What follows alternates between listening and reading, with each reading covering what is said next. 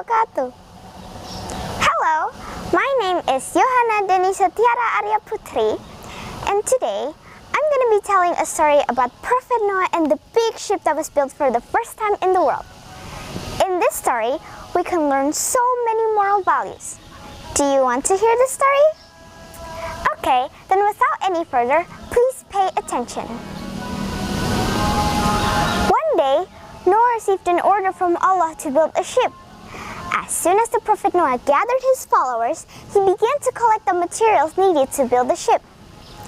Noah and his followers moved to a more comfortable place, making it easier for them to build the ship. Even though Prophet Noah had stayed away from the city and his people so that he could work quietly without any disturbance to complete the construction of his ship. He was always mocked by his people who passed by the shipbuilding workplace, but Prophet Noah smiled sincerely when he heard the mocker against him.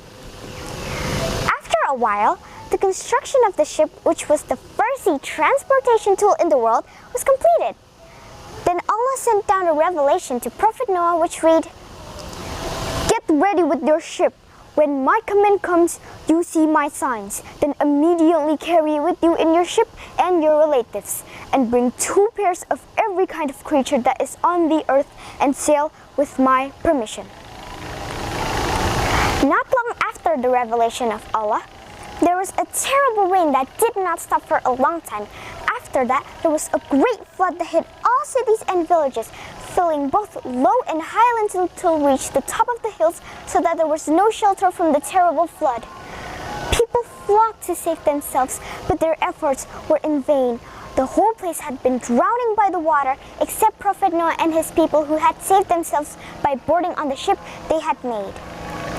By saying, "Bismillahi majraha wa mursaha," Noah's ship sailed quickly through the city, which has now become an ocean against the winds that are sometimes fierce and softly. On the right and left of the ship, Prophet Noah can see the disbelievers trying to fight the high waves of fierce water struggling from the grip of death in the folds of the waves. When Prophet Noah was on the deck of the ship, watching the weather and looking at the disbelievers lying on the surface of the water, suddenly he saw the body of his eldest son, Canaan, who was saving himself from the violent waves, and that was God's punishment for the people who does not want to obey the orders of Allah. That incident caused Prophet Noah to help his son. He shouted and said, "Oh my son, come here together with your family. Repent and believe in Allah so that you are safe and avoid the danger of death for which you are undergoing Allah's punishment." However, Canaan, son of Prophet Noah, who had disbelieved and had been tricked by the devil and provocation from stubborn people, refused fiercely and arrogantly the kindness of his father. He said, "Leave me and go away. Stay away from me. I don't want to take shelter on the deck of your ship. I can save myself by taking shelter on a hill where the flood waters will not reach." However, Prophet Noah did not despair. He still convinced his son, then replied, "Believe that the only place can save you is to join us on the ship. No one will be able to escape from God's punishment that has been inflicted on him except those who have received his mercy and forgiveness."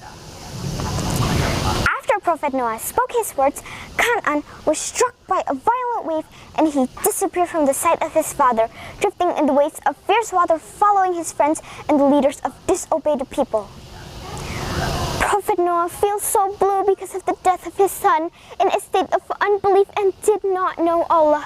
He deeply regretted what had happened to his son and cried out to Allah, "Oh my Lord, verily he is my son and he is a part of my family, and indeed your promise is a true promise and you are the most powerful judge."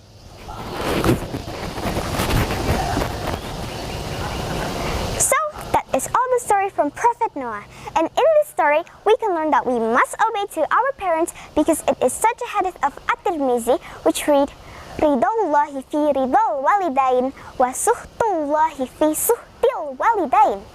God's pleasure is in the parent's satisfaction, and God's wrath is in the parent's wrath.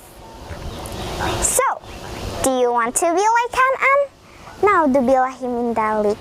I hope all of us always get blessed from Allah. Amin. So, that is all the story from Prophet Noah. Thank you for your attention. Stay healthy, and last but not least, wassalamualaikum warahmatullahi wabarakatuh.